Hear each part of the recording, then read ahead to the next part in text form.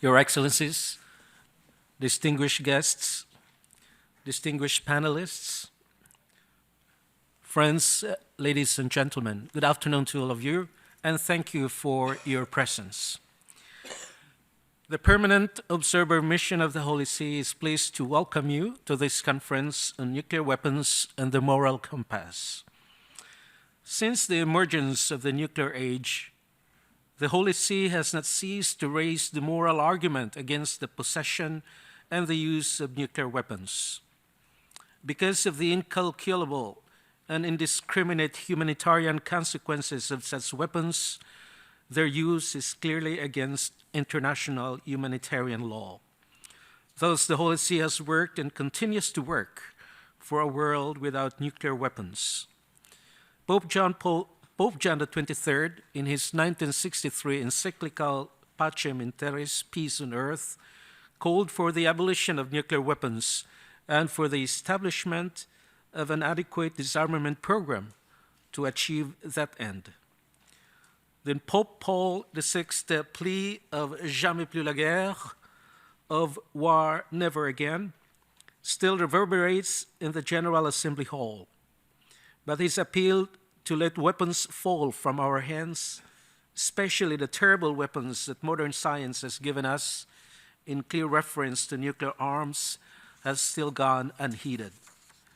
In 1982, Pope John Paul II addressed a message to the United Nations General Assembly on its second conference devoted to disarmament. The Pope said that in the current conditions of the Cold War, deterrence, considered not as an end in itself, but as a step toward a progressive disarmament, may still be judged morally acceptable. Nonetheless, he continued, in order to ensure peace, it is indispensable not to be satisfied with this minimum, which is always susceptible to the real danger of explosion. The Holy Father, therefore, never countenanced deterrence as a permanent measure. And as time progressed and the central promise of the Treaty on the Non-Proliferation of Nuclear Weapons remained unfulfilled, the Holy See stepped up its efforts to argue for the abolition of nuclear weapons. In his 206th World Day of Peace message, Pope Benedict XVI criticized the argument of nuclear arms for security as completely fallacious and affirmed that peace requires that all strive for progressive and concerted nuclear disarmament. In his message to His Excellency Mr. Sebastian Kurz, President of the Vienna Conference on the Humanitarian Impact of Nuclear Weapons in December 2014, Pope Francis wrote, "I am convinced that the desire for peace and fraternity planted deep in the human heart will bear fruit in concrete ways to ensure that nuclear weapons are banned once and for all to the benefit of our common home." The popes meant their voices to echo the voice speaking in human consciences, directing us toward peace, to echo the concerns and aspirations, the hopes and the fears of billions of men, women, and children who throughout the world are constantly face the threat of nuclear weapons. Our conference this afternoon intends to advance the efforts towards the total elimination of nuclear weapons. It intends to face the problem from the moral perspective. Thus, to speak to us in the theme of nuclear weapons and the moral compass, we have invited eminent religious personalities from various religious faiths and Christian churches. They will argue why a moral perspective against the use of nuclear weapons has a role to play in nuclear disarmament efforts. Dear friends, during the Vienna Conference on the Humanitarian Impact of Nuclear Weapons in December 2014, that is last year, the Holy See presented a paper as a contribution to the conference. And the paper, which you have a copy, I think, right in front of you, is entitled Nuclear Disarmament, Time for Abolition. The paper argues that disarmament treaties are not just legal obligations, they are also moral commitments based on trust between states, rooted in the trust that citizens place in their governments. It therefore is neither a scientific nor a political paper. Rather, the paper advances the moral argument for nuclear disarmament. The paper starts from the premise that if commitments to nuclear disarmament are not made in good faith and result in breaches of trust, the proliferation of such weapons will be the logical corollary.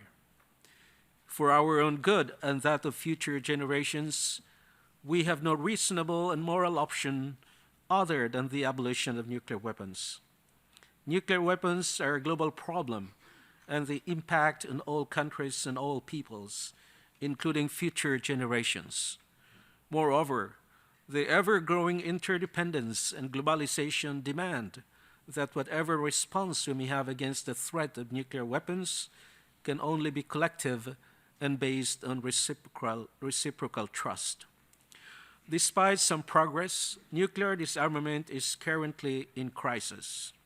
The institutions that are supposed to move this process forward have been blocked for years. The central promise of the NPT has remained a distant dream. In fact, while the pre-NPT nuclear power countries not only have not disarmed, but are also modernizing the nuclear arsenals, some pre-NPT non-nuclear countries have acquired or are in the process of acquiring nuclear arms capabilities. What is even more terrifying is the possibility that non-state actors like terrorist and extremist organizations will acquire nuclear weapons. Nuclear weapons cannot create for us a stable and secure world. Peace and international stability cannot be founded on mutually assured destruction or on the threat of total destruction. The Holy See believes that peace cannot be reduced solely to maintaining a balance of power between enemies.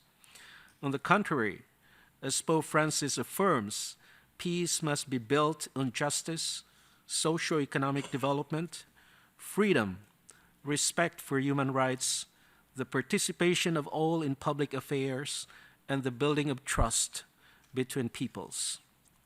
The Holy See calls for a new thinking in how to challenge complacency surrounding the belief in the theory of deterrence, and that is nuclear deterrence, by focusing also attention on a number of aspects, namely the cost of the nuclear stalemate to the global common good, the illusions of security inherent in the possession of nuclear arms, the inequality at the root of the non-proliferation regime according to the Non-Proliferation Treaty, and the enormous toll that the current nuclear policies take on the poor and on the world's priorities.